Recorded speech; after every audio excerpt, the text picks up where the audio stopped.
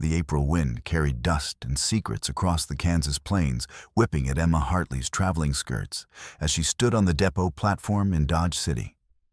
24 years old, a Pinkerton detective for 3 years now, and she still felt that flutter of apprehension before stepping into danger. The westbound train hissed and clanked as it prepared for departure, its iron bulk promising to carry her deeper into territory where her agency's reputation meant less than her ability to survive. "Miss Hartley." The telegrapher rushed toward her, waving a yellow slip of paper. "Urgent wire from your Chicago office, ma'am. Came in 5 minutes ago." Emma read it quickly, her jaw tightening beneath the brim of her practical felt hat. The message was terse, each word carefully chosen. "Kingsley escaped Fort Smith 2 days ago. Believed heading west. Witnesses report him saying your name. Exercise extreme caution. You have no arrest authority. Observe and report only. Superintendent Morris, Victor Kingsley." The name alone made Emma's hand drift toward the concealed Colt single-action Army revolver beneath her traveling coat. She'd tracked him for 8 months across 3 territories before finally gathering enough evidence to see him arrested in Little Rock. His smuggling ring had left a trail of bodies from St. Louis to Santa Fe. She'd watched him smile during his sentencing, his pale eyes never blinking as the judge pronounced 20 years hard labor. And she'd heard his soft promise. "I'll see you again, Miss Hartley." "Any reply, ma'am?" The telegrapher waited. "Send acknowledged. Will proceed with caution and coordinate with local authorities." Emma handed him coins, her mind already racing. No arrest authority. That was the eternal frustration of being a Pinkerton, all the danger of law enforcement, with none of the legal power.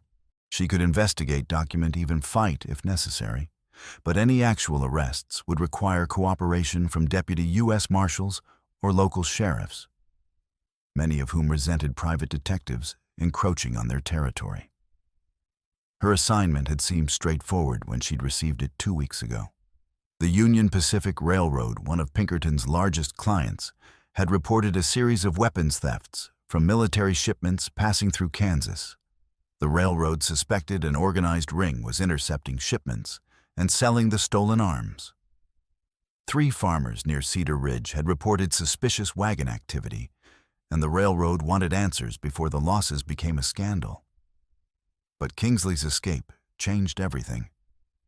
If he was heading west, if he'd mentioned her name, this was personal now. The train lurched forward with a shriek of metal.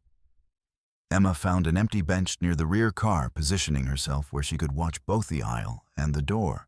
Through the window, Kansas unrolled in endless waves of prairie grass, interrupted occasionally by distant homesteads, and the skeletal remains of buffalo bones bleaching white under the relentless sun. The train stopped twice before reaching Cedar Ridge just after dawn. The town was exactly as Emma had imagined from the railroad's descriptions, a collection of rough buildings barely worthy of being called a settlement, the kind of place where a Pinkerton badge meant nothing, and a woman asking questions would be viewed with deep suspicion. After securing a room at the modest hotel, Emma made her way to the general store. The proprietor, a nervous man named Talbot, confirmed the farmer's reports of unmarked wagons moving at night toward the Badlands. "There's a tracker lives up that way," Talbot said reluctantly when Emma pressed for more information. "Lakota fellow named Wyatt. He'd know if anything unusual was happening in the Badlands. But ma'am, I don't know if—" "I need to speak with him. Can you give me directions?" Talbot drew her a rough map, his hands shaking slightly. "Be careful, miss. Folks around here don't take kindly to strangers asking questions, especially lady detectives." Emma thanked him and rented a horse from the livery, setting out as afternoon sun began its westward descent. She found Wyatt's cabin exactly where Talbot had indicated, a solid structure positioned with military precision on a bluff overlooking Bluff Creek. A yellow hound announced her arrival with enthusiastic barking. A moment later, a man emerged from the cabin doorway. Waya was tall and lean, perhaps 30 years old, with long black hair tied back and dark eyes that assessed her with careful thoroughness. He wore a mix of traditional and white man's clothing and moved with a pronounced limp, but his hands were steady on the Winchester rifle he carried. "You're lost," he said without preamble. "I'm looking for Waya. I'm Emma Hartley, Pinkerton Detective Agency." She kept her hands visible. "I need information about suspicious activity in the Badlands." Something flickered across his face, surprise perhaps. "A Pinkerton and a woman." He gestured with the rifle. "Step down. Coffee's on if you want it." Inside the cabin, Waya poured coffee and listened as Emma explained about the weapons thefts and the unmarked wagons. When she finished, he was quiet for a long moment. "I've seen 4 wagons in the past 2 weeks, he finally said. "They use the old cattle trail through the Badlands. There's an abandoned line shack up there I've seen lantern light after midnight. Guards armed professional. This isn't amateur work. Can you guide me there?" He studied her with an intensity that was almost unsettling. "That's dangerous. If they're as organized as you say, they won't appreciate a Pinkerton detective poking around. Could get you killed. I'm aware of the risk. I'll pay standard guide rates. I don't want railroad money." He stood moving to the window. "But I'll take you. Tomorrow before dawn. If these are stolen military weapons heading for the reservations, people will die both sides. I won't be part of that by staying silent." Emma felt a flicker of respect for this man she'd just met. "Thank you." "Don't thank me yet. Wear dark clothes and bring your gun. And Miss Hartley?" His expression was serious. "A Pinkerton badge doesn't mean much in the Badlands. Out there you're just one person. Remember that."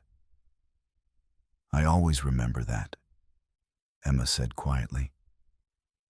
Emma woke at 3:30 to darkness and the weight of what lay ahead. She dressed in her darkest clothes, checked her revolver 5 rounds loaded hammer on empty, and slipped 2 spare cylinders into her jacket pocket. A folding knife went into her boot. The Pinkerton badge stayed hidden. Out here it was more likely to antagonize than help. Waya was waiting when she arrived, dressed all in dark clothing, his Winchester and a Colt revolver, both within easy reach. They rode in silence through the pre-dawn darkness, following paths Emma would never have found alone.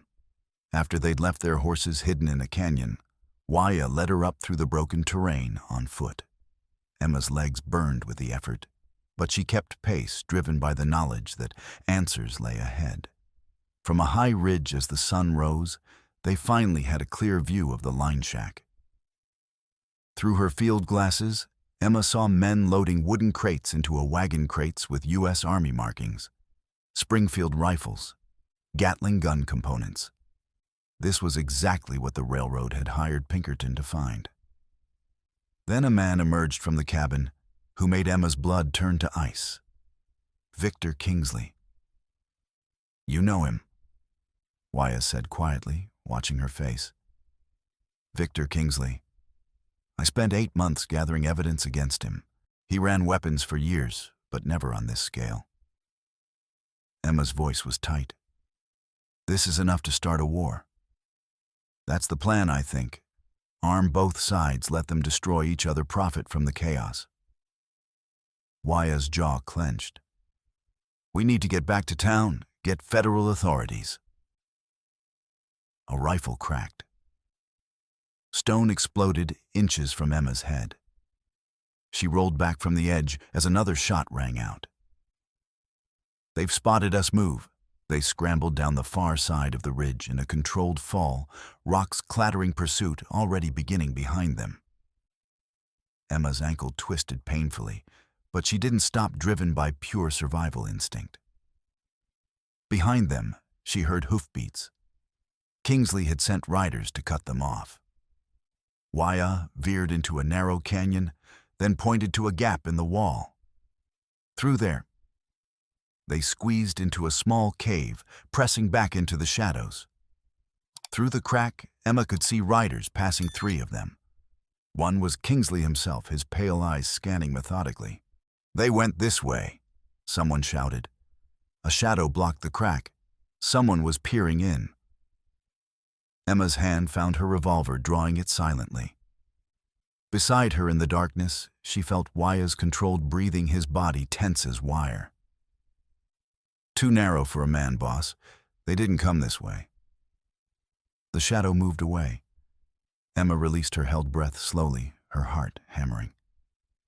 They waited in darkness for 20 minutes before Waya whispered, "We need to circle back. I know another path." The climb that followed tested Emma's limits. Halfway up, Waya's injured leg gave out and he stumbled. Emma caught him taking his weight. "Rest 30 seconds, she said. "We don't have—" 30 seconds won't kill us." She kept him steady. "What happened to your leg?" "Cavalry saber near Little Bighorn. I was scouting for the army, then tracking my own people." His voice went flat. "By the time I realized what I'd become, it was too late to undo. So I left." "You're helping now," Emma said quietly. "If we stop these weapons, you'll save lives." Something shifted in his expression. "If we make it down alive, then let's keep moving."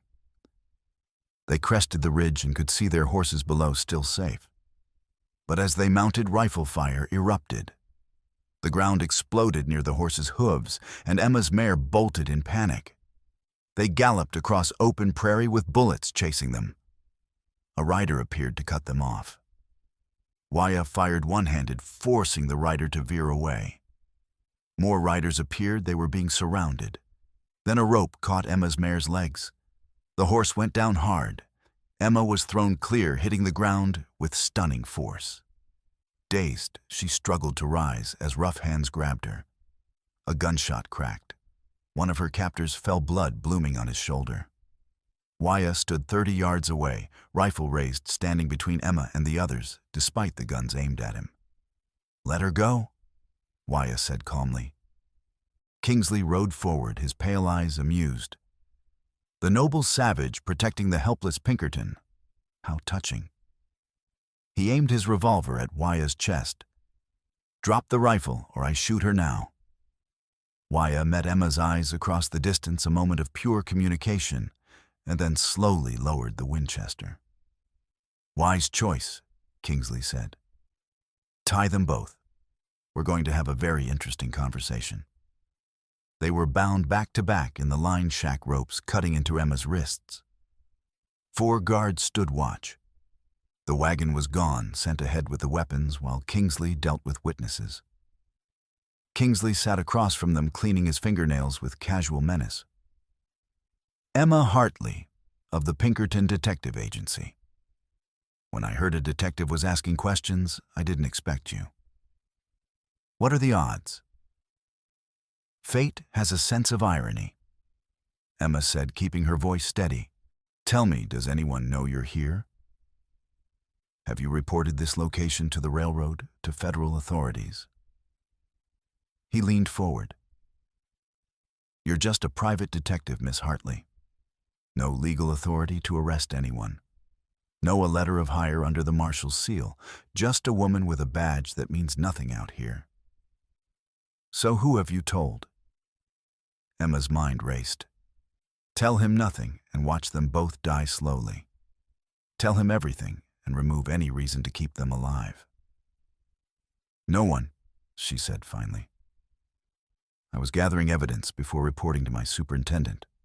No one knows I came here." "Is that true? You came alone into hostile territory without backup?"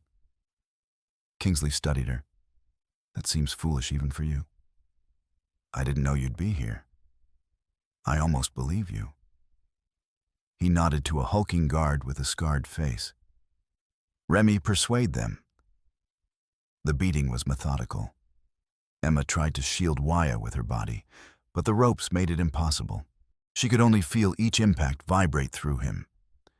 hear his controlled breathing break into gasps. "Stop it!"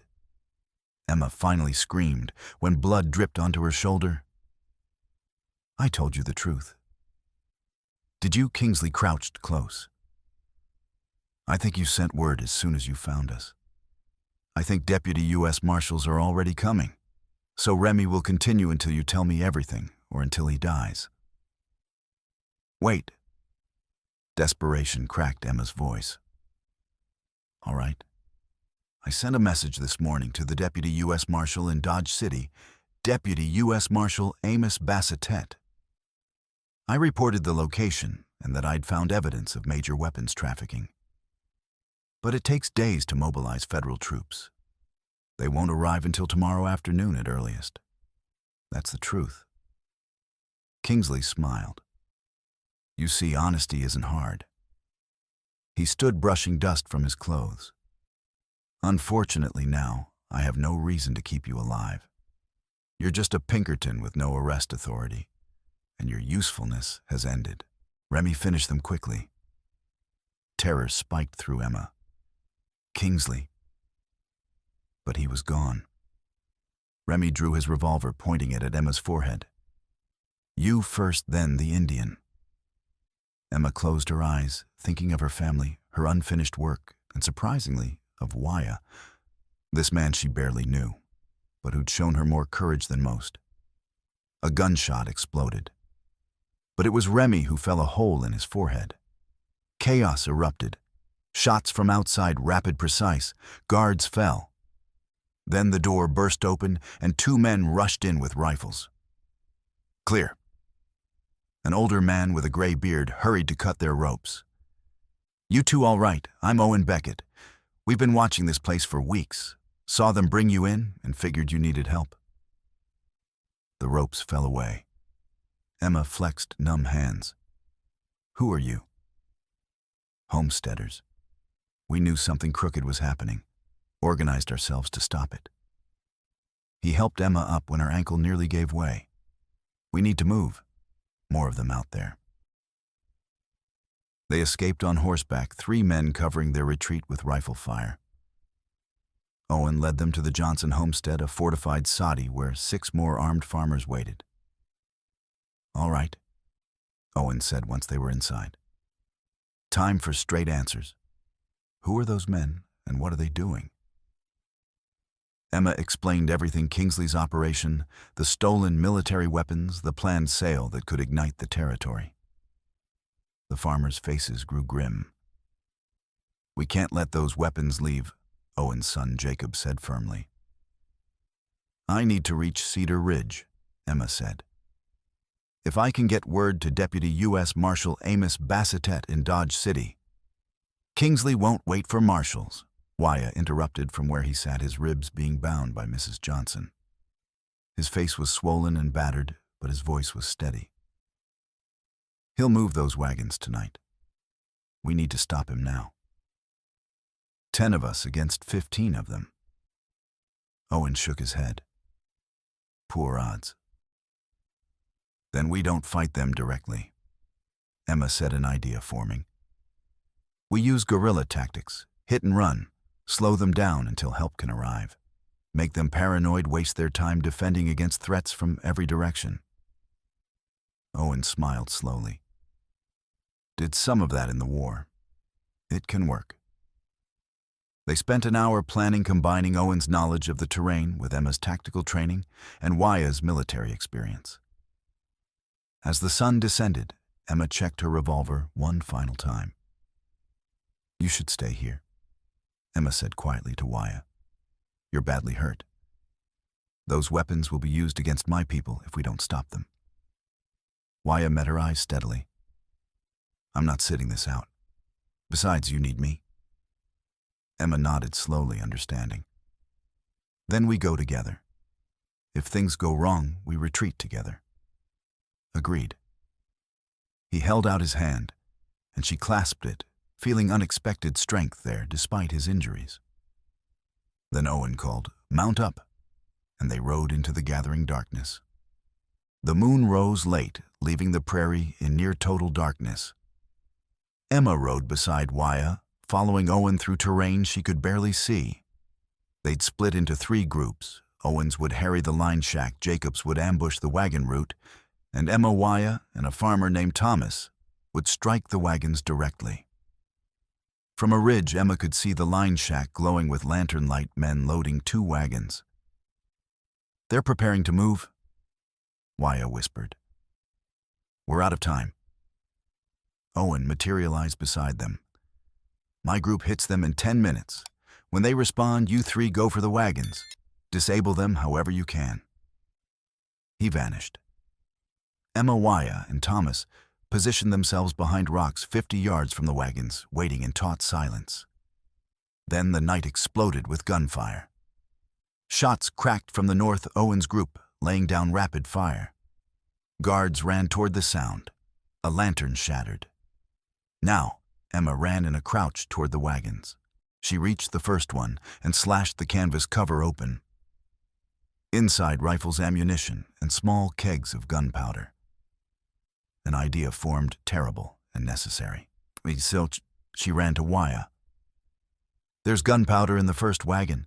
If we blow it, you want to detonate gunpowder while we're 50 feet away." Despite everything, he almost smiled. "All right, let's be stupid together." They worked desperately, positioning kegs underneath the wagon bed, making a fuse from Emma's petticoat soaked in whiskey. More gunfire echoed. Someone screamed. "Ready." Wyatt held the fuse. 30 seconds. 30 seconds. "Thomas, when we run, you run." Wyatt struck a match. The fuse caught, burning faster than Emma had hoped. "Go!" They ran. 20 yards. 30. Behind them, the fuse raced toward the powder kegs with terrifying speed. "Down!" Wyatt grabbed Emma and pulled her behind a cluster of boulders. Thomas dove beside them. The explosion was catastrophic.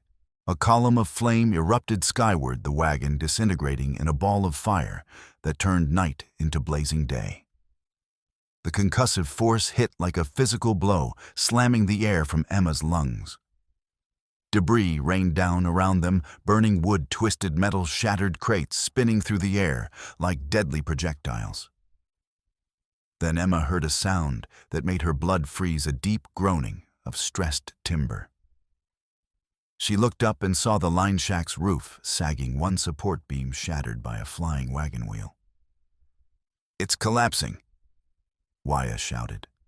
"Move!" They scrambled to their feet and ran as the structure behind them began to come apart.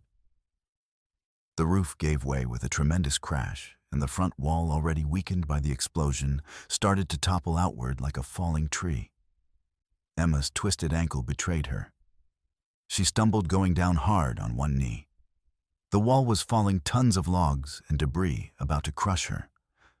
Wyatt didn't hesitate. He threw himself back, his hands finding her shoulders, and yanked her sideways with desperate strength. They tumbled together across the rocky ground as the wall slammed down exactly where Emma had been kneeling, hitting with earth-shaking force. A massive log bounced and rolled, missing Wyatt's head by inches. For a moment they lay tangled together in the dirt, both gasping for air, surrounded by settling dust and burning debris. Emma felt Wyatt's heart hammering against her shoulder, where he'd covered her with his body, his weight pressing her into the ground. "You all right?" His voice was rough in her ear. Emma nodded, unable to speak, her own heart racing so fast she thought it might burst. He'd saved her life. Again. Without thought, without hesitation, he'd risked being crushed to pull her clear. They untangled and got to their feet, both moving on pure adrenaline now. The second wagon had caught fire flames racing across the canvas. Horses in the corral panicked and broke through the fence, stampeding into darkness. Men ran in every direction, some on fire and screaming, others trying to organize response to the chaos. And there, illuminated by the flames, stood Kingsley. His face was a mask of cold fury as his operation literally burned around him. His pale eyes scanned the darkness methodically. Then they locked on Emma. For one frozen heartbeat, they stared at each other across the firelit devastation. Then Kingsley raised his revolver and started walking toward her, his stride deliberate and unhurried despite the inferno. "Time to leave," Wyatt said urgently, pulling Emma away. "He's coming." They ran into darkness, shots chasing them, and the burning camp falling behind. They ran until Emma's legs gave out and she collapsed in a gully, gasping. "Did we get all the weapons?" she managed between breaths. "Most, but not all." Wyatt listened intently. "And Kingsley's still alive," as if summoned voices drifted through darkness. Men searching. Kingsley's voice still eerily calm. "Find them. I want them alive. We're going to have a very long conversation." Emma and Wyatt started moving again, using every fold of terrain for concealment. After painful travel, they found an abandoned homestead with a root cellar entrance. They descended into musty darkness. Wyatt found a candle stub and lit it.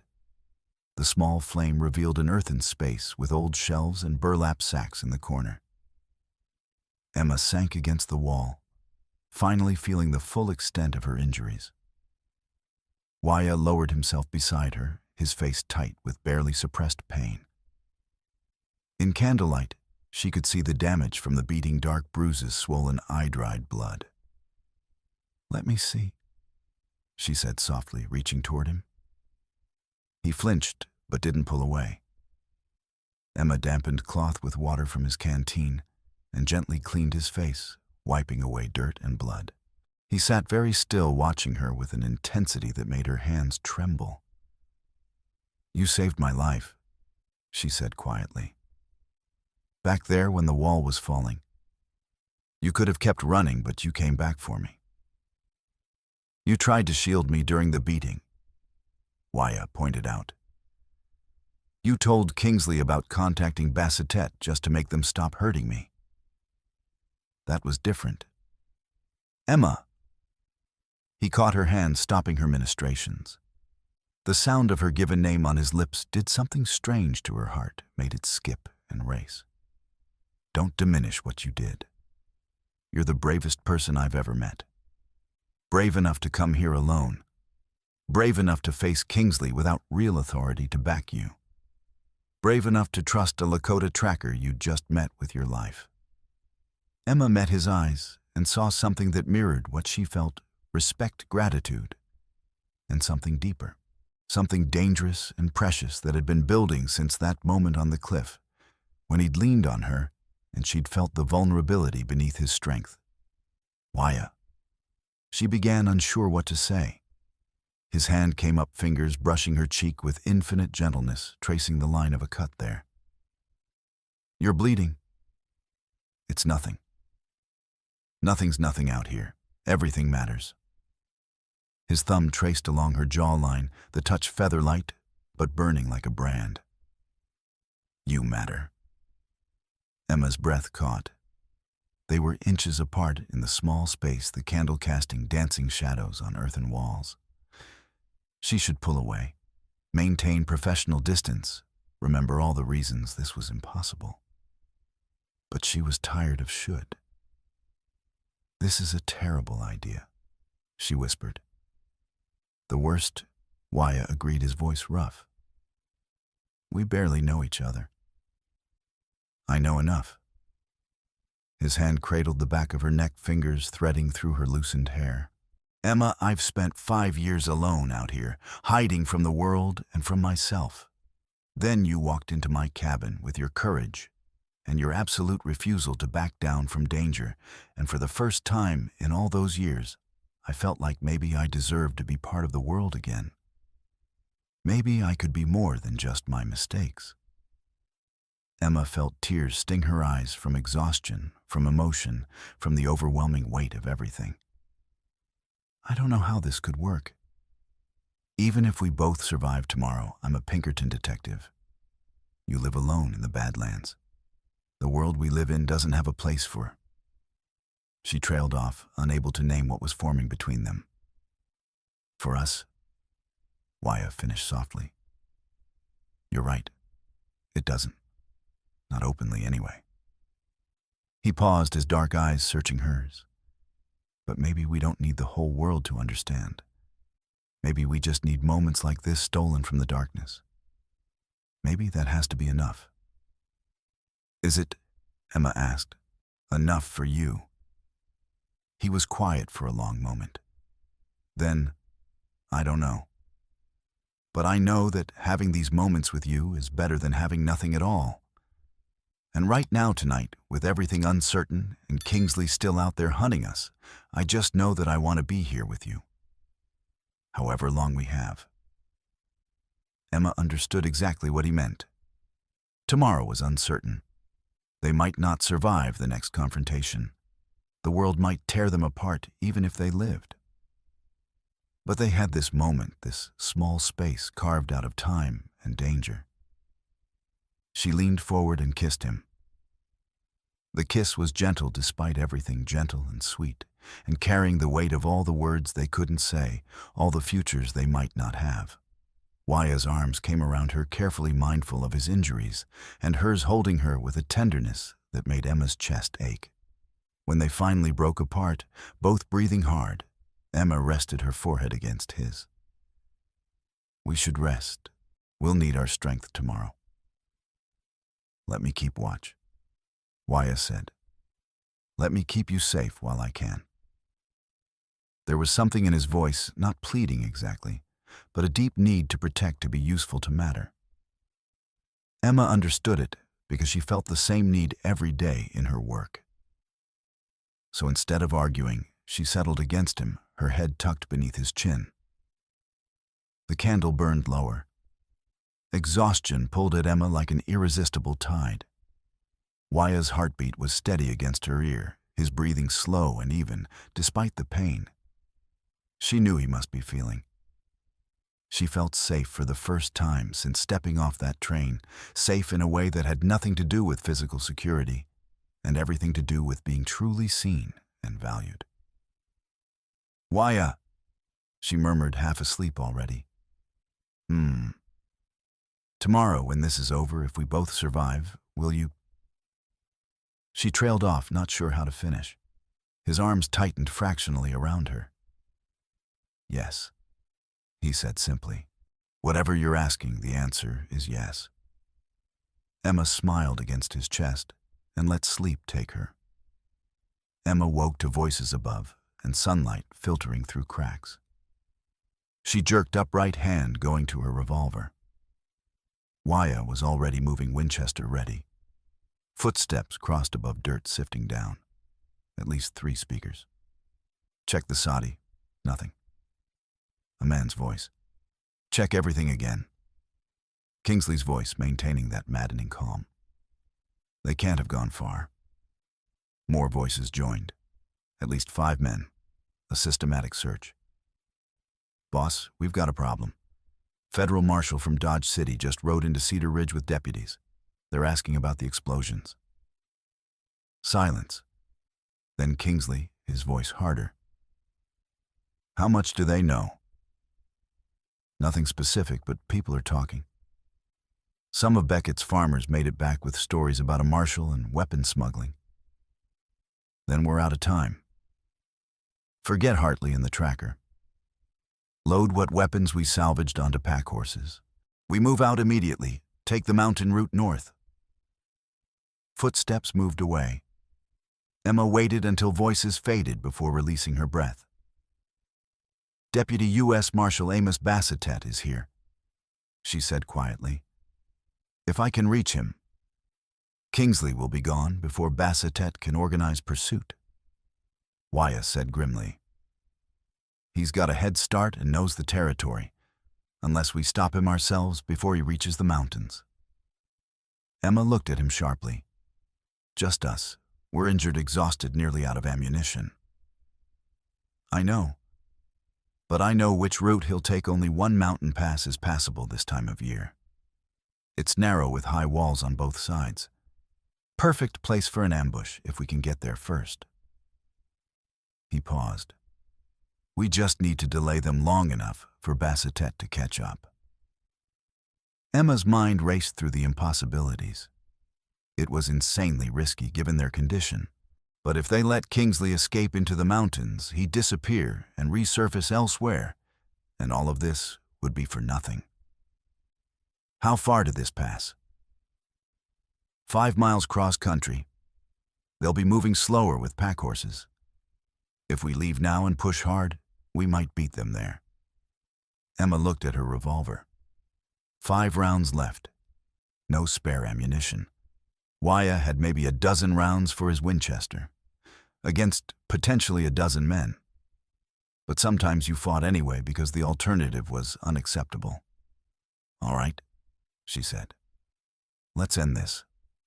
They emerged carefully from the cellar and started the brutal trek cross-country toward the distant mountains. Emma's twisted ankle throbbed with every step, but she'd wrapped it as tightly as she could with strips torn from her petticoat and forced herself to keep moving.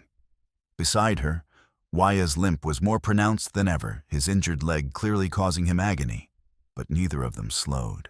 The morning sun climbed higher, turning the prairie into a furnace. Sweat soaked through Emma's clothes. Her lips cracked and bled. The canteen was nearly empty. But they pushed on, driven by the knowledge that Kingsley was out there, somewhere behind them, moving toward the same destination. After 90 minutes of painful progress, Emma's wrapped ankle finally betrayed her completely. She took a step, and her legs simply buckled, folding beneath her like a broken stick. She went down hard on the rocky ground, with a cry she couldn't suppress. "Emma!" Wyatt turned back immediately, dropping to one knee beside her despite his own injuries. She tried to stand using a nearby rock for support, but the moment she put weight on the ankle, white-hot pain shot up her leg and her vision grayed at the edges. "I can't," she gasped through clenched teeth. "Wyatt, I can't walk on it." He looked at her ankle swollen grotesquely now, the makeshift wrapping soaked through with blood, where the fabric had rubbed the skin raw. Then he looked toward the mountains, still at least 2 miles distant, then back at her face. "We're out of time," he said quietly. "Kingsley's group will reach the pass in maybe 40 minutes. If we're not there first." Emma felt desperation claw at her throat. After everything they'd done, everything they'd survived, to fail now because of an injured ankle seemed impossibly cruel. "Go without me," she said. "You can still make it. You can trigger a rock slide, delay them until Bassetet arrives." "No." The word was flat absolute. "We finish this together or not at all." Before Emma could protest, Wyatt sheathed his Winchester across his back, then bent and pulled her arm across his shoulders, his other arm going around her waist. "Hold on to me. I'll carry you." "You can't.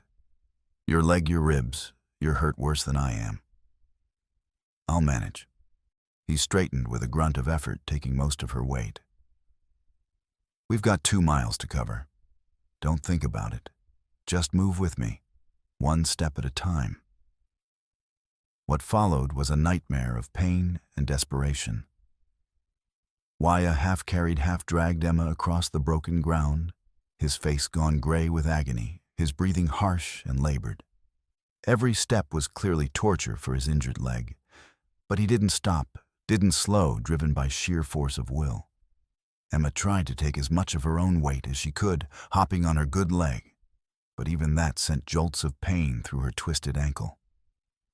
She could feel Wyatt trembling with effort beside her, could hear the way his breath caught on what she suspected were cracked ribs. "Put me down," she said after they'd covered perhaps 100 yards. "Wyatt, you're going to collapse. This is killing you." "Not yet." His voice was strained but determined. "We're not there yet." They struggled on covering ground with agonizing slowness. 50 yards. 100. Emma lost track of distance and time, her world narrowing to the next painful step, the next labored breath, the sound of Wyatt's racing heartbeat, where her head pressed against his shoulder. Finally, blessedly, the angle of the ground shifted. They were approaching the mountains, the terrain beginning to rise. Ahead, Emma could see the narrow gap between two peaks that must be the pass Waya had described. Almost there. Waya gasped. "Can you stand on your own now, just for the final stretch?" Emma tested her weight on the injured ankle. It screamed in protest, but held. Yes, I can manage." Waya released her, and she stumbled forward on her own power, using rocks and scrub brush for support.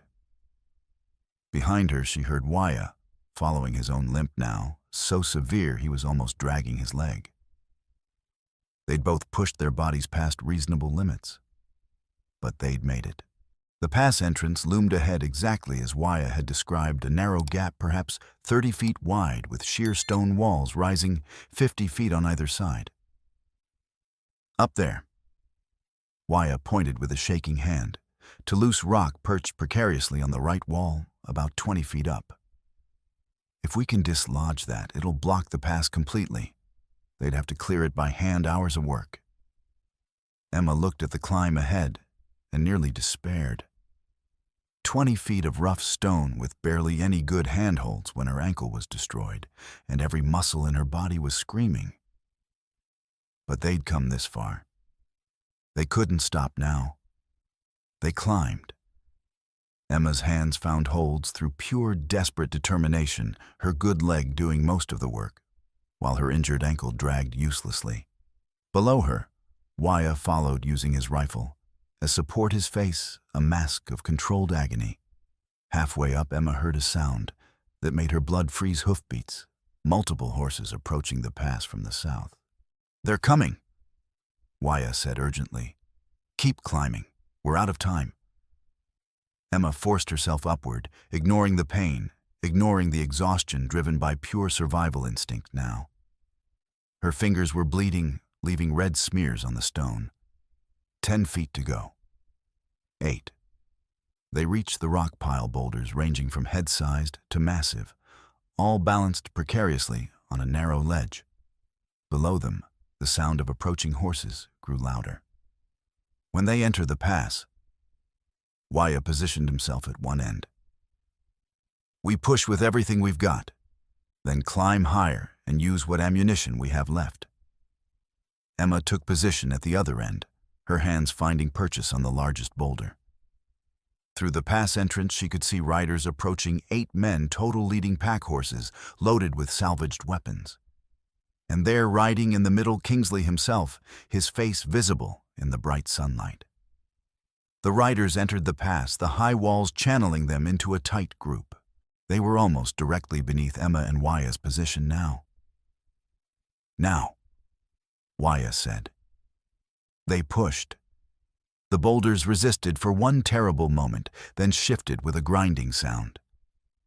Emma threw all her remaining strength into it, her muscles screaming in protest. The rocks began to move, then to fall. The rock slide was deafening, tons of stone tumbling down, building momentum, smashing into the pass floor with earth-shaking impacts that echoed off the walls. Men shouted in alarm. Horses screamed and reared their hooves, scrambling on stone. The slide missed Kingsley himself by bare feet, but cut his group cleanly in two, separating the front 3 riders from the 5 behind. More importantly, it created a barrier 10 feet high and 30 feet across, completely blocking the pass. "Get to cover." Kingsley's voice rang out sharp with command. "Someone's above us, find them." Emma and Waya were already scrambling higher, climbing desperately for better positions before return fire could find them. Bullets whined off the rocks around them, the shooters below struggling with the difficult angle. Emma found a spot behind a large boulder that provided decent cover and a field of fire down into the pass. She aimed carefully, breathing through the pain in her ankle, and squeezed the trigger. Below, one of Kingsley's men cried out and fell from his horse, clutching his shoulder. Beside her, Waya's Winchester cracked with steady rhythm. 1 shot, 2, 3. Each time, a man below dove for cover or fell wounded. He was making every shot count, but Emma could see they were burning through their limited ammunition fast. The men below returned fire with increasing discipline. Bullets hammered the rocks around Emma's position, forcing her to keep her head down. She could hear Kingsley shouting orders, organizing his men to concentrate fire to advance, under cover of suppressing fire. Emma fired again, then again. Her revolver's hammer fell on an empty chamber. She was out. Completely out. No spare ammunition, nothing. Beside her, Wyatt fired one final shot and lowered the Winchester with grim finality. "That's it," he said quietly. "We're done." Below, Kingsley's men realized the shooting had stopped. They emerged from cover, cautiously, weapons raised, beginning to advance toward the rock walls.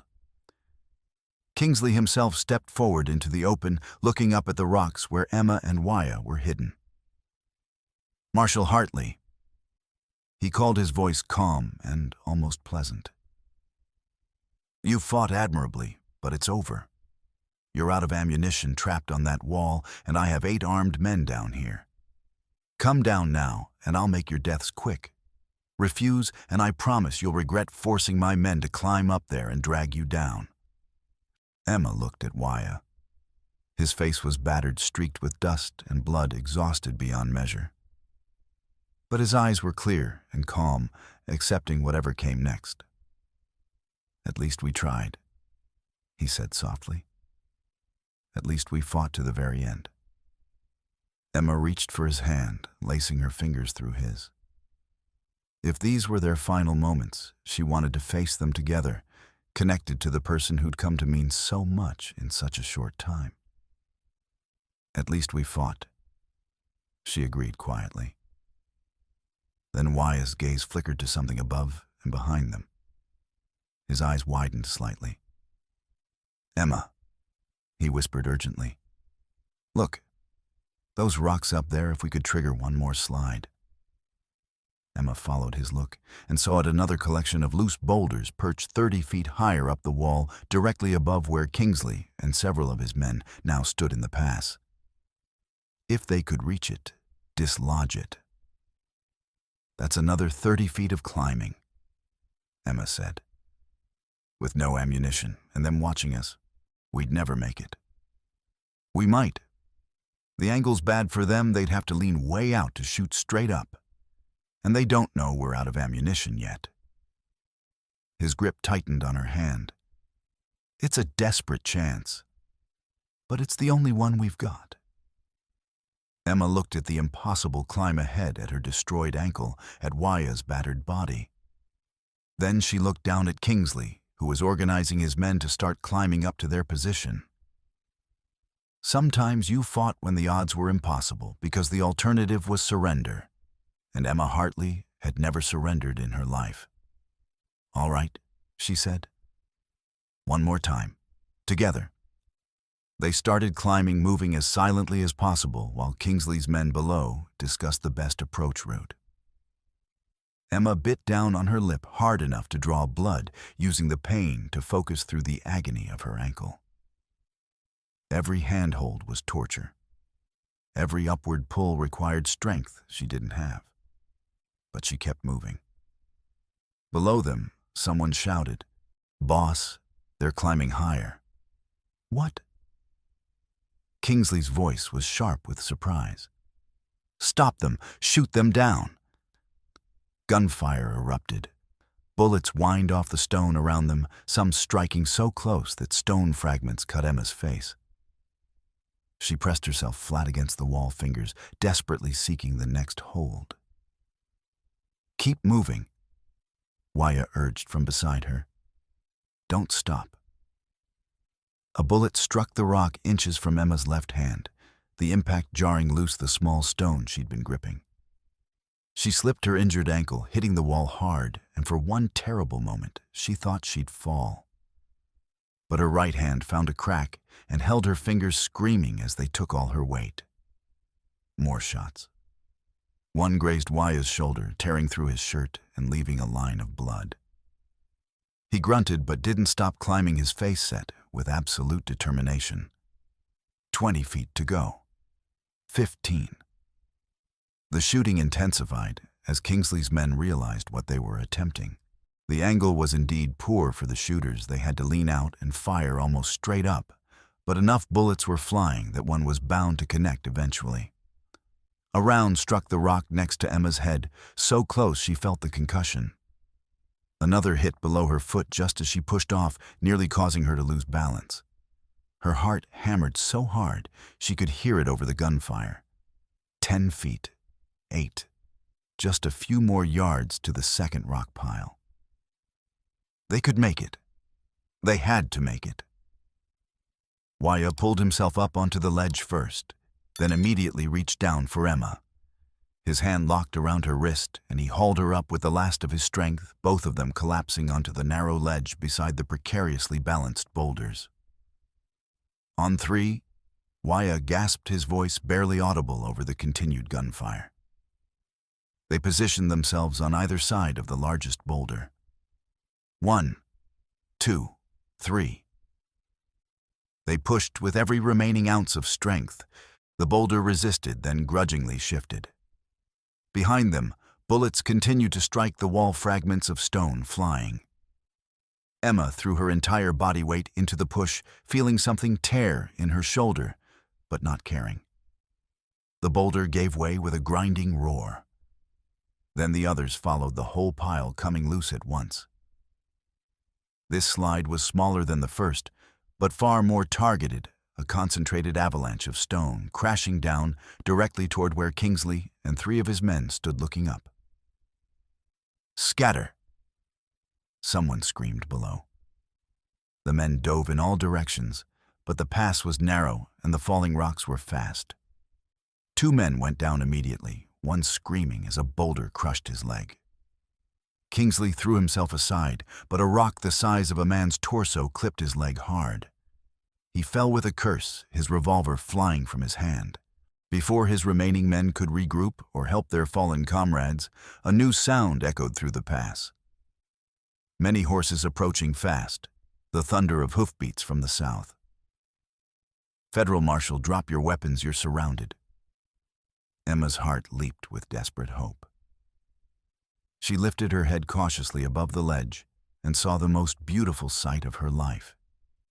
Deputy U.S. Marshal Amos Bassetet himself, at the head of at least a dozen deputized men, all with rifles leveled. And beside them rode Owen Beckett and his son Jacob, battered but alive, pointing out the criminals. "It's over, Kingsley." Bassetet's voice rang with authority through the pass.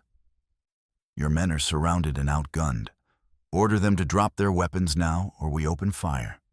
You've got 10 seconds to comply." For one frozen moment, Emma thought Kingsley would fight anyway, would rather die than surrender a second time. He was on the ground, his leg clearly injured, but his hand was reaching for a fallen rifle. Owen Beckett's Winchester cracked once sharp and final. The rifle spun away from Kingsley's reaching hand. "That was a warning shot," Owen called down. "Next one goes through your heart. I suggest you reconsider." One by one, Kingsley's remaining men, those still able to stand, threw down their weapons and raised their hands in surrender. It was over. Finally, truly over. Emma sagged against the rock, every bit of strength suddenly draining away. Beside her, Wyatt sat down hard, as if his legs had simply stopped working.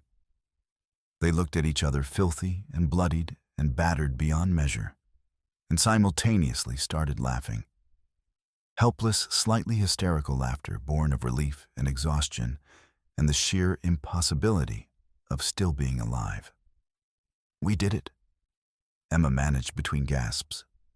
"We actually did it." "We're insane," Wyatt said, still laughing. "Completely insane." "Absolutely," Emma agreed. Then, because she was too exhausted to maintain any kind of propriety, she leaned against his shoulder.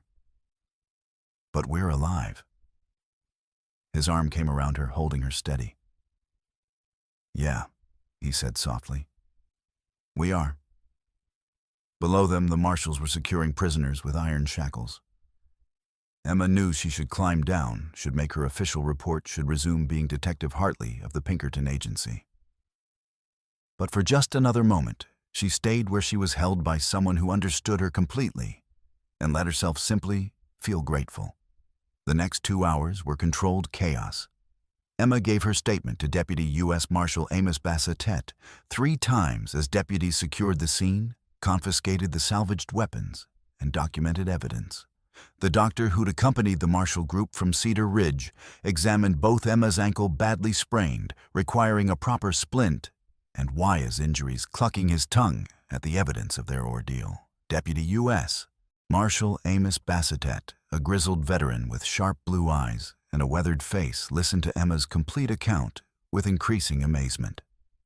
"Miss Hartley," he said when she'd finished, his expression carefully neutral, "what you've described is either the most remarkable piece of detective work I've encountered in 30 years or the most flagrant example of reckless disregard for personal safety I've ever heard. Possibly both simultaneously." "I did what seemed necessary given the circumstances, Marshal," Emma said simply. She was too exhausted to defend herself, too battered to care much about the potential consequences. "Necessary?" Bassetet shook his head slowly. "You're a Pinkerton with no legal arrest authority. You recruited civilians to conduct guerrilla-style military operations against armed criminals. You participated in the destruction of evidence through explosive demolition, federal evidence, I might add. You acted without backup or official authorization from any law enforcement body." He paused, his sharp eyes studying her face. "You also single-handedly disrupted a major weapons trafficking operation that my office and 3 other Marshal districts have been investigating for 2 years with minimal progress. You recovered or destroyed approximately 50 Springfield rifles, at least 3 crates of Gatling gun components, and enough ammunition to supply a small war.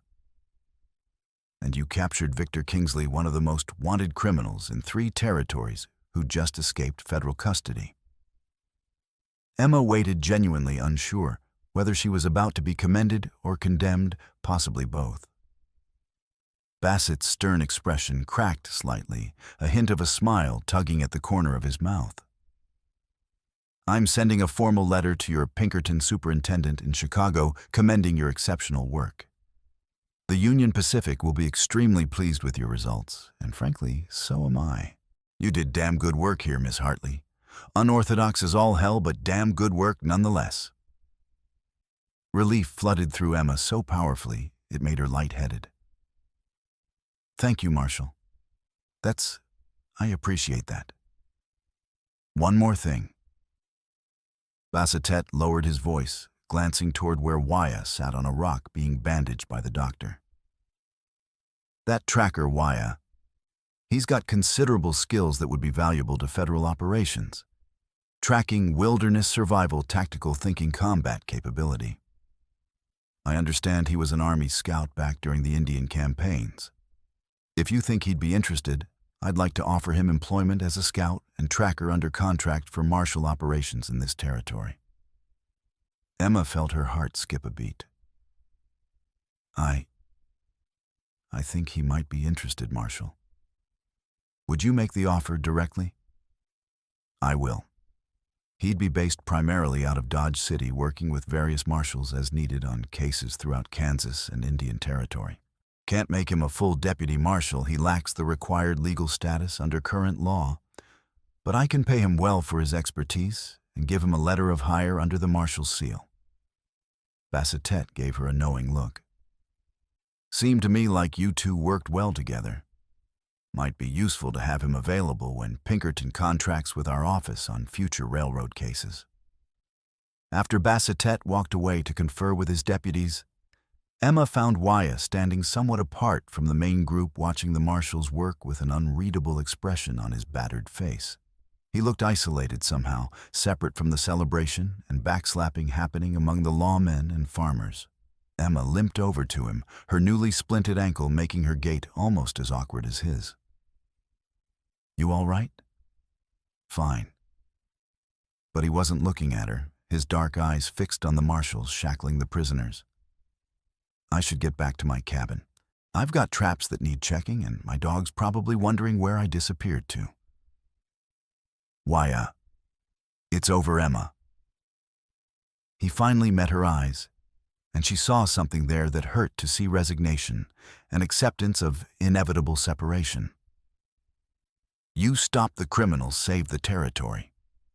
Now you go back to being Detective Hartley of the famous Pinkerton Agency, and I go back to being the strange Indian who lives alone in the Badlands. That's how these stories end in the real world. That's not... Emma began, but was interrupted by Deputy U.S. Marshal Amos Bassetet calling her name from across the clearing. Miss Hartley, need you over here to verify these weapon counts for the evidence log. Emma looked between Bassetet and Waya, torn between duty and the sudden desperate need to make him understand that she didn't want this to end. Wait here, she said urgently. Please, we need to talk properly before... There's nothing to talk about, Waya interrupted quietly. We both knew this couldn't be anything more than a moment stolen from the chaos.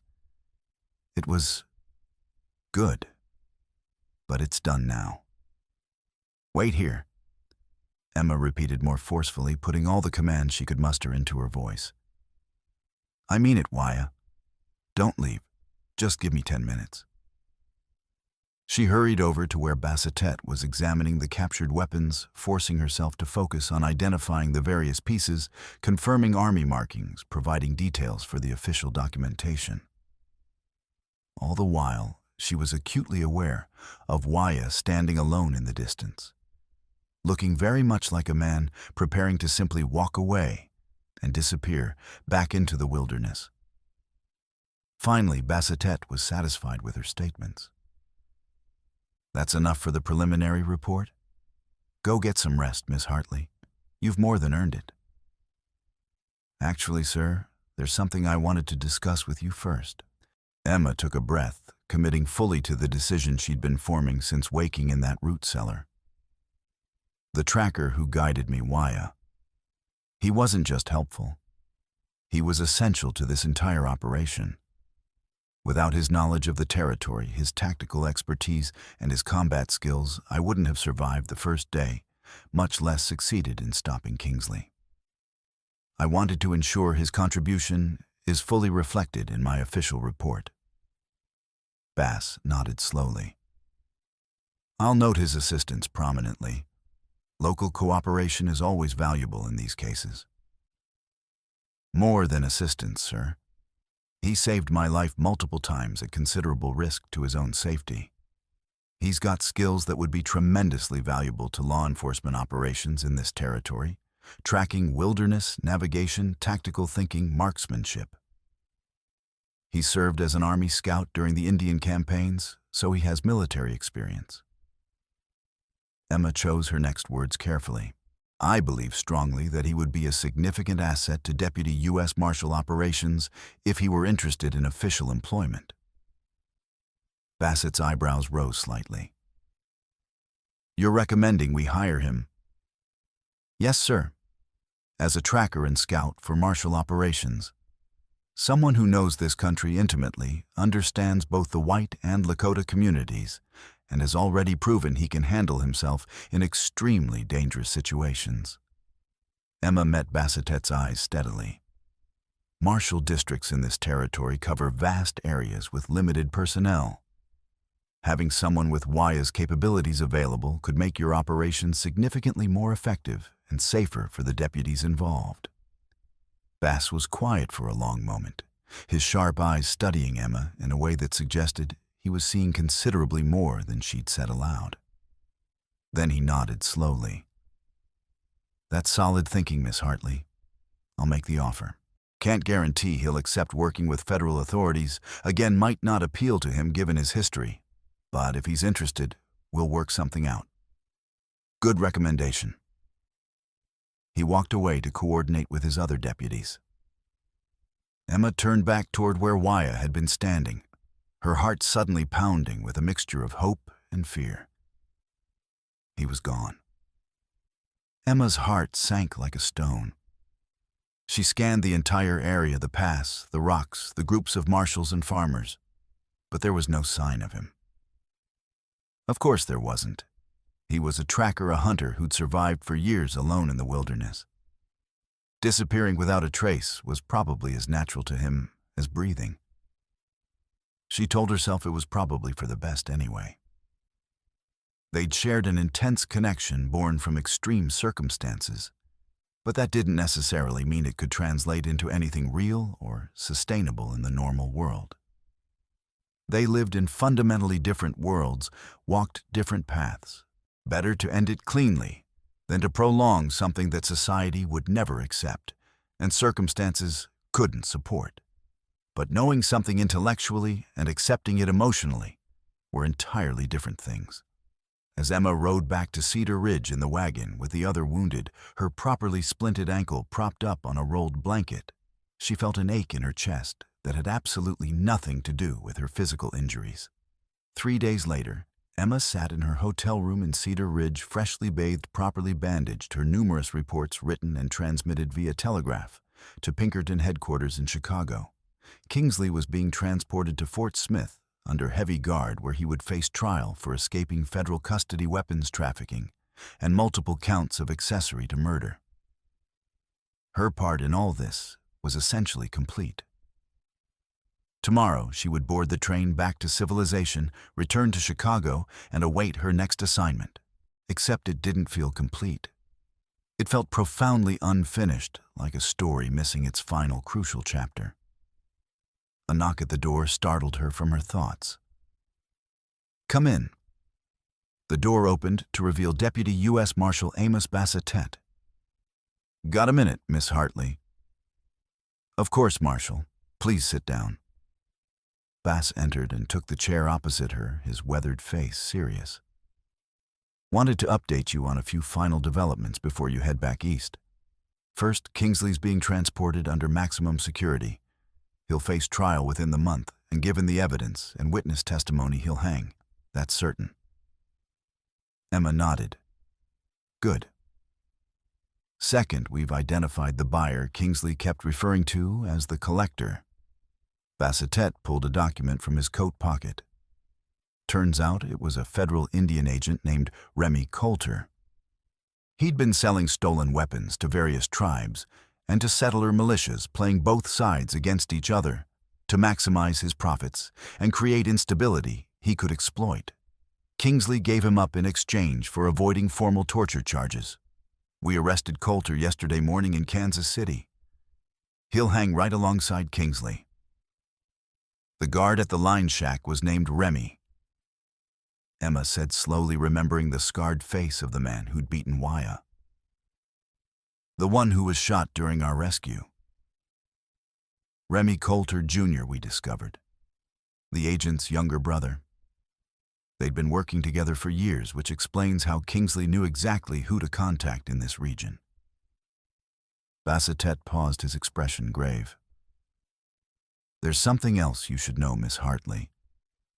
We found extensive documents in Coulter's possession plans, correspondence, financial records. He wasn't just running a criminal enterprise. He was deliberately trying to provoke a full-scale conflict between settlers and tribes in this region. If his plan had succeeded, if those weapons had reached their intended destinations, the resulting violence would have destabilized the entire territory and likely led to massive federal military intervention. You didn't just stop a smuggling operation. You prevented what could have been a catastrophic war. The weight of what they'd accomplished, what they'd barely desperately accomplished, settled over Emma like a physical presence. All those weapons, all that potential death and suffering prevented by what had essentially been luck, desperation, and stubborn refusal to give up. "Thank you for telling me, Marshal," she said quietly. "It helps to know it mattered. It mattered more than you know." Bassetet leaned forward, his voice dropping. "Third item. I spoke with your tracker friend. Took me 2 full days to find him. That man really knows how to disappear when he wants to.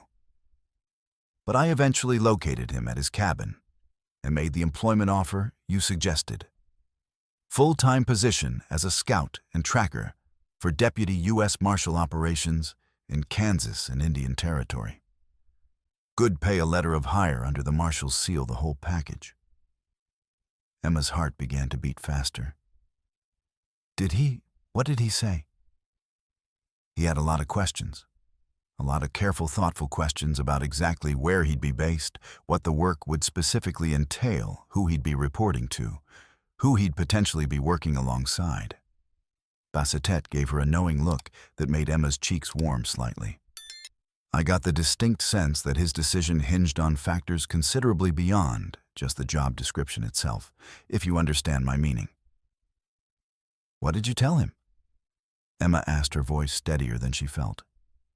The truth, that he'd be based primarily out of Dodge City, but would travel extensively throughout the territory depending on case requirements. That he'd be working directly with various deputy U.S. Marshals depending on the specific operation. That when Pinkerton contracts with our office, which they do regularly for railroad cases, he'd likely work with their detectives as well, including potentially with you, given your proven effectiveness as a team. Bassetet stood preparing to leave. I told him to think it over carefully and give me his final answer tomorrow at noon at the depot. If he shows up, the job is his. If not, I'll find someone else eventually. But I hope he accepts. I meant what I said, he'd be a real asset. After Bassetet left, Emma sat alone in her room, staring at the faded wallpaper, her mind churning with thoughts she couldn't quite organize. Tomorrow at noon, Wyatt would either be at that depot accepting the position and implicitly accepting the possibility of building something between them within whatever margin society allowed, or he wouldn't be choosing instead to return to his solitary existence in the wilderness. She had absolutely no right to expect him to accept. The job would force him back into regular proximity with the military and federal authorities he'd spent 5 years deliberately avoiding. It would make him visible again in a world that didn't always treat his people with fairness or basic human dignity. It would complicate his life in countless ways. But God, she hoped he'd show up anyway. The next day dawned clear and cold, one of those early spring mornings that promised warmth later, but started with frost coating the ground. Emma dressed carefully in her traveling clothes, the same practical gray wool dress and coat she'd arrived in now. Cleaned and mended, packed her case, and made her way to the depot a full hour before noon. She told herself she was just being appropriately early, ensuring she wouldn't miss her train eastward. But she knew the truth in her bones. She was hoping desperately, and probably foolishly, to see Wyatt one more time, to say the things she hadn't quite managed to say in that root cellar in the midst of exhaustion and fear. To find out if what they'd shared had been real or just an artifact of shared danger and proximity to death. The depot platform was nearly empty at 11:30. Emma sat on a rough wooden bench, her splinted ankle propped carefully in front of her, watching the dusty road that led north toward the Badlands, where Wyatt's cabin stood. 11:45. No sign of movement on the northern road. 11:55. Still nothing but empty prairie and wind-stirred dust. At precisely noon, Deputy U.S. Marshal Amos Bassetet arrived with several of his deputies, all preparing to board the eastbound train. He looked at Emma sitting on her bench, and then looked at the empty northern road and shook his head slightly with evident sympathy. "Looks like your tracker made his choice, Miss Hartley," Bassetet said quietly. "Can't say I'm surprised. It's a hard thing coming back into the world after you've been hiding from it for years. Takes a kind of courage that's different from battlefield bravery." Emma nodded, not trusting herself to speak, past the disappointment closing her throat like a fist. Bass and his men began boarding the train. Emma stood slowly picking up her traveling case with hands that wanted to shake, preparing to follow them. So it was over then. She would return to Chicago, accept new assignments, file this one away in her memory. Eventually, Cedar Ridge would fade to just another case in her record, and Wyatt would become just another witness who'd helped, and then disappeared back into his own life. She was halfway to the train car steps when she heard hoofbeats approaching fast from the north. Emma turned, her heart suddenly hammering against her ribs. A rider was pushing his horse hard down the dusty road, coming fast toward the depot. As he got closer, she recognized the distinctive paint coloring of the horse, and then the rider himself. Wyatt. He reined in at the platform and dismounted in one smooth motion, despite his injuries, moving with more confidence than he had 3 days ago, though she could still see evidence of the beating and the fading bruises on his face. He wore clean clothes, new buckskin leggings, and a cotton shirt that looked freshly purchased, and had tied his long hair back with a strip of red cloth. His dark eyes found Emma immediately, and she realized with a start that he looked nervous. Actually, genuinely nervous. "Sorry I'm late," he said, slightly out of breath from the hard ride. "Had to pack up everything at my cabin, make arrangements with the Beckett family to look after my dog, temporarily settle a few other matters in town. Lost track of time." He glanced at the waiting train, then back at Emma, his expression uncertain. "Am I too late for the job offer, I mean?" "No." Emma's voice came out rougher than she'd intended, thick with emotion she was trying to control. "Deputy U.S. Marshal Amos Bassetet is right there on the train. He'll still hire you if you want the position." "And you?" Wyatt asked quietly, taking a step closer to where she stood. "Would you want me to take it? Be honest with me, Emma." Emma looked at him.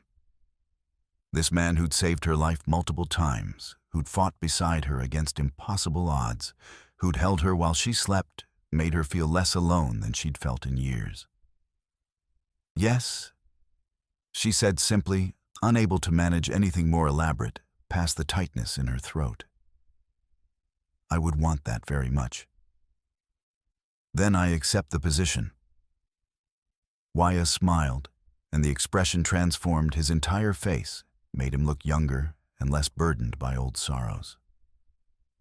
"Fair warning, though, Detective Hartley, I'm accepting this job at least partly because it means I'll get to work with you again. I know we can't. That things have to be proper and discreet in public. I know the world we live in doesn't make anything easy for people like us. But I want to try anyway, if you're willing to try with me." Emma felt tears sting her eyes, relief and joy and gratitude, all mixed together into something almost overwhelming. "I'm willing," she managed. "More than willing?"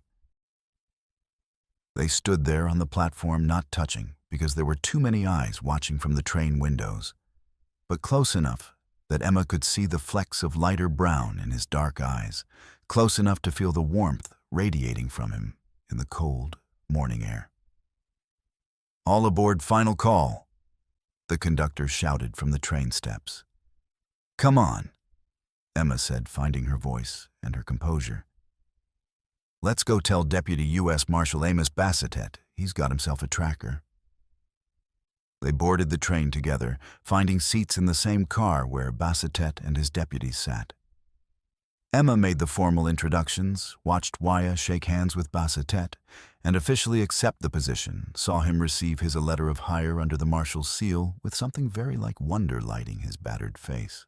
As the train pulled out of Cedar Ridge with a shriek of its whistle, carrying them eastward toward Dodge City, and whatever future they would build there together, Emma looked out the window at the Kansas prairie rolling past. The same endless grassland that had seemed so empty and threatening just days ago now looked somehow different, full of possibility, full of promise, full of potential for things she'd never imagined possible. Beside her, Wyatt sat quietly studying his new letter of hire under the marshal's seal with careful fingers, tracing the embossed seal with something like reverence. Then he looked up and met Emma's eyes across the small space between their seats and smiled a private, knowing smile that held understanding and hope, and the beginning of something that might, with time and care and stubborn determination grow into something genuinely lasting. They didn't hold hands. They didn't kiss. They maintained absolutely proper distance and proper decorum, because that was what their world required of them, what society demanded for even basic acceptance. But their shoulders touched just barely in a way that could easily have been accidental from the swaying of the train, but absolutely wasn't. And in that small, deliberate contact, in that tiny act of quiet defiance against all the unspoken rules that said they shouldn't exist together in any capacity, Emma felt something precious and fragile take root in her chest. The train carried them steadily eastward toward new investigations and shared cases toward a future that neither of them had planned, but both of them wanted to try for. And if that future would have to be built carefully in the margins and shadows in stolen moments, and professional partnerships that masked deeper personal connection in careful discretion and unspoken understanding. Well, Emma had learned these past few days that sometimes the most worthwhile things in life required fighting for, required accepting less than perfect, because less than perfect was still infinitely, immeasurably better than nothing at all. The long shadow that Victor Kingsley had cast across Kansas had finally lifted. The weapons were secured, the criminals captured, justice would be served. And in the shadow's place, something entirely new and unexpected was beginning to grow, imperfect and complicated and uncertain, but undeniably real. That was enough. For now, it was more than enough. Dodge City, Kansas, 6 months later, October 1882. The autumn wind carried the scent of coming winter across the Kansas plains, sharp and clean, and promising snow before too many more weeks passed. Emma stood on the porch of Deputy U.S. Marshal Amos Bassetett's, the U.S. Marshal's rooms above the freight office, watching the sunset paint the sky in impossible shades of crimson and gold, her breath misting slightly in the cooling air. 6 months since Cedar Ridge. 6 months since the case that had made her Pinkerton's most highly regarded detective for railroad investigations. 6 months of hard work on new cases, new dangers faced and overcome, and careful, deliberate progress in building something she still didn't have entirely adequate words to describe. Victor Kingsley had hanged in Fort Smith 2 months ago, unrepentant to the very end, cursing the law, and everyone associated with it as the noose was fitted around his neck. Remy Coulter had followed him to the gallows exactly 1 week later, his execution attended by representatives from 3 different tribes and a dozen settler families whose loved ones his manipulations had killed. The weapons trafficking network they'd built together had been systematically dismantled, its various members scattered to the winds or imprisoned the territory measurably safer for their absence. The door behind Emma opened with a creak of hinges. Wyatt emerged, carrying 2 steaming cups of coffee, the good kind that Bassetett kept in his private office for special occasions and favored colleagues. He handed one to Emma and leaned against the porch railing beside her, not touching, never touching in public where it might be remarked upon, but close enough that she could feel his warmth, smell the faint scent of leather and soap that she'd come to associate with his presence. He'd proven to be exactly as valuable as Emma had promised Bassetett he would be. In 6 months of employment, he'd assisted in 12 major arrests, located 7 fugitives that other trackers had given up as impossible to find, and earned the grudging respect of even the most prejudiced deputies through sheer, undeniable competence and quiet professionalism. He still faced casual racism, regularly still received looks and comments in saloons and hotels that made Emma's blood boil with impotent anger. But he'd carved out a legitimate place for himself in the world of territorial law enforcement through talent and determination, and refusing to be diminished by others' narrow-mindedness. And in the spaces between cases, in the private moments carefully stolen from their public professional lives, he'd become something Emma had never expected to find in her dangerous transient career, a true partner in work and in something deeper and more personal that they still couldn't fully acknowledge openly, but that felt more real and substantial than anything else in her life. "Bass wants us both in Kansas City next week," Wyatt said, sipping his coffee and looking out at the darkening prairie. There's been a significant development in a new case he's working on. Suspected weapons trafficking again, but this time involving railroad executives directly. He wants me to track the shipment routes and identify transfer points, wants you to handle the investigation and evidence gathering, since it's a Pinkerton contract case. Kansas City. Emma repeated thoughtfully, a slight smile tugging at the corners of her mouth. That's 3 days' travel by train each direction, at minimum. And 3 days back. Wyatt added his own smile, matching hers, small and private and meaningful. Plus, however long the actual investigation takes on site. Could easily be a week, maybe 2 full weeks. 2 weeks working together, traveling together, staying in anonymous hotels in a large city where nobody knew them or cared about their business. 2 weeks where they could be slightly less careful, slightly less rigidly discreet, where they could have actual extended conversations without constantly worrying about who might overhear or misinterpret. Sounds like important work, Emma said neutrally, maintaining the professional tone anyone listening might expect. Absolutely critical. Wyatt agreed gravely, though his dark eyes were warm with shared humor and something deeper. Can't possibly trust anyone else with a case of this sensitivity and complexity. They stood in comfortable, companionable silence, drinking coffee, and watching the day fade gradually into night. In the distance, Emma could hear the familiar evening sounds of Dodge City settling into its nighttime rhythms, the tinny piano from the Long Branch Saloon, the rattle of freight wagons making late deliveries, the occasional burst of laughter from the various establishments lining Front Street. Familiar sounds comforting in their routine predictability. Do you ever regret it? Emma asked quietly, her voice barely carrying over the evening wind. Taking this job, coming back into the world after years of deliberate isolation. Wyatt was quiet for a long moment, genuinely considering the question, rather than offering a quick, easy answer. Sometimes, he finally admitted with characteristic honesty. When I face the prejudice head-on, when I'm reminded forcefully that I'll never fully belong in either world, white society, or Lakota, when things are particularly hard, and I remember how much simpler life was when I didn't have to interact with people who looked at me and saw only a stereotype or a threat. He paused, then turned to look at her directly, his expression serious. But then, I remember exactly why I took this job in the first place. I remember fighting beside you in those Badlands, feeling like I mattered again, for the first time in 5 years, like I was contributing something genuinely worthwhile to the world. I remember that root cellar and thinking that if I died the next day, at least I'd have had that one night where I wasn't completely alone anymore. His voice softened. So no, Emma. I don't regret it. Not for a single second. Not even on the hardest days. Emma felt her throat tighten with emotion. Good.